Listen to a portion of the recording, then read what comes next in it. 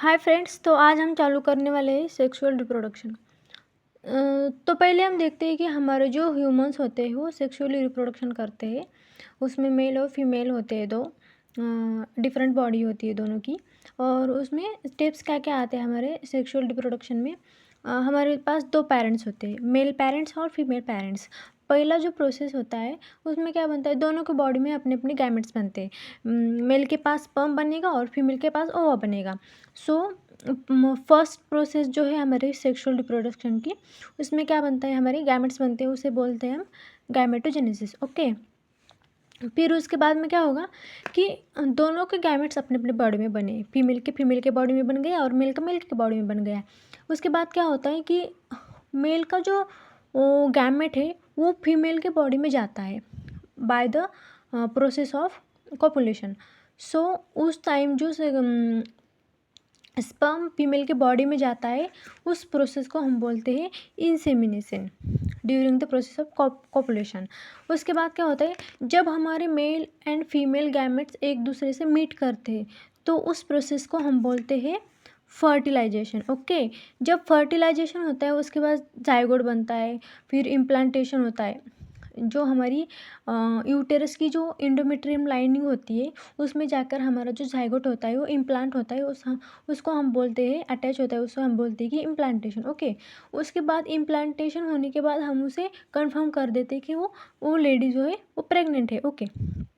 उसके बाद क्या होता है कि 9 मंथ का पीरियड रहता है, उसे हम कहते हैं कि जेस्टेशन पीरियड। जो 9 मंथ का पीरियड रहता है प्रेगनेंसी का, उसे हम कहते हैं जेस्टेशन पीरियड। उसके बाद 9 मंथ के बाद जो डिलीवरी होती है उसे हम बोलते हैं पार्चुरेशन। और पार्चुरेशन के बाद 6 मंथ लैक्टेशन वगैरह रहता है। सो हमारी जो प्रोसेस थी, हमारी जो फर्स्ट प्रोसेस थी, हम उसे बोलते हैं gametogenesis, next insemination, third fertilisation, then implantation, gestation period and parturition. Okay. हम देखेंगे कि मेल रिप्रोडक्टिव सिस्टम। हमारे जो ह्यूमन्स होते हैं वो क्या होते हैं, सेक्सुअली डायमॉर्फिज्म होते हैं। मतलब कि हम पहचान सकते हैं बाहर से देखकर कि मेल कौन सा है और फीमेल कौन सी है। इसे हम बोलते हैं sexual dimorphism. Okay. So let's start with male reproductive system. Male reproductive system हो या फीमेल रिप्रोडक्टिव सिस्टम, दोनों में भी दो पार्ट्स के और दो टाइप के ऑर्गन्स होते हैं, प्राइमरी सेक्स ऑर्गन और secondary sex organ. Primary sex organ का काम क्या होता है, मेनली गैमेटोजेनेसिस। क्या होता है गैमेटोजेनेसिस, मतलब कि गैमेट्स का फॉर्मेशन करना, फीमेल में ओवा और मेल में स्पर्म। ओके। और से दूसरा काम होता है कि हार्मोन्स रिलीज करना। और ओके। और इसमें प्राइमरी सेक्स ऑर्गन में मेनली क्या आता है हमारे मेल में, पेयर ऑफ टेस्टिस। ये टेस्टिस जो होती है क्या होती है, पेयर्ड होती है, दो होती है। ओके। और सेकेंडरी सेक्स ऑर्गन का मेनली काम क्या होता है, कंडक्शन करना, पोर्टेशन करना, स्टोर करना। ओके। तो उसमें मेनली क्या क्या आते हैं, हमारे एसेसरी डक्ट्स आते हैं, जैसे कि vas deferens, epididymis. Okay. Okay. उसके बाद ग्लैंड्स आते हैं, प्रोस्टेट ग्लैंड वगैरह। ओके। और लास्ट में आता है एक्सटर्नल जेनिटेलिया। एक्सटर्नल जेनिटेलिया में आता है हमारा पेनिस। ओके। तो हम पहले स्टार्ट करते हैं टेस्टिस।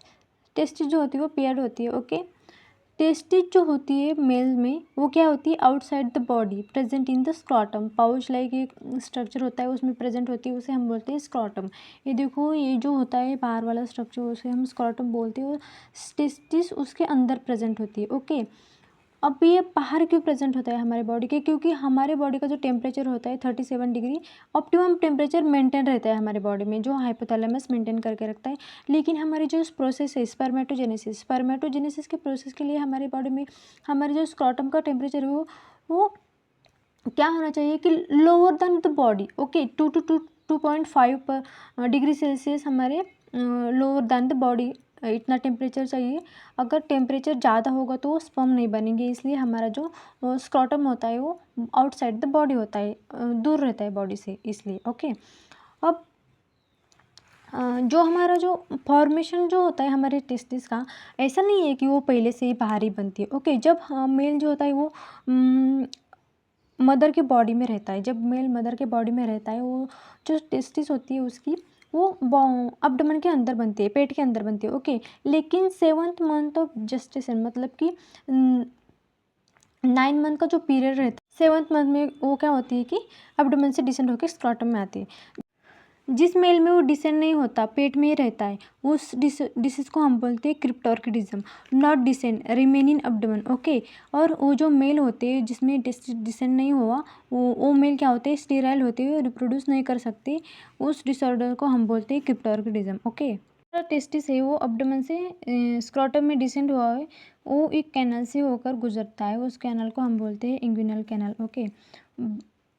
ये देखो, ये हमारा यहाँ पर एब्डोमेन से टेस्टिस बनी थी, उसमें से डिसेंड होकर वो स्क्रॉटम में आ गई, वो उसे हम बोलते हैं इंग्विनल कैनल। उसके बाद क्या होता है कि वो इंग्विनल कैनल खाली नहीं रहती, उसमें ब्लड वेसल्स, टेंडन वगैरह बहुत कुछ भर जाता है, नर्व वगैरह, और वो बाद में बन जाती है स्पर्मेटिक कॉर्ड, ओके। अब देखो, हमारा जो स्क्रॉटम है, स्क्रॉटम में टू टाइप्स की मसल होती है यहाँ पर और यहाँ पर। वो उसमें 2 टाइप्स की मसल होती है। First one is dartos muscle and cremaster muscle. ये जो मसल्स होती है वो क्या करती है कि हमारे जो स्क्रॉटम है, स्क्रॉटम का टेम्परेचर मेंटेन करने का काम करती है। विंटर में क्या करती है, वो कॉन्ट्रैक्ट करती है और bring the scrotum towards body, और स्क्रॉटम को बॉडी की तरफ खींच लेती है।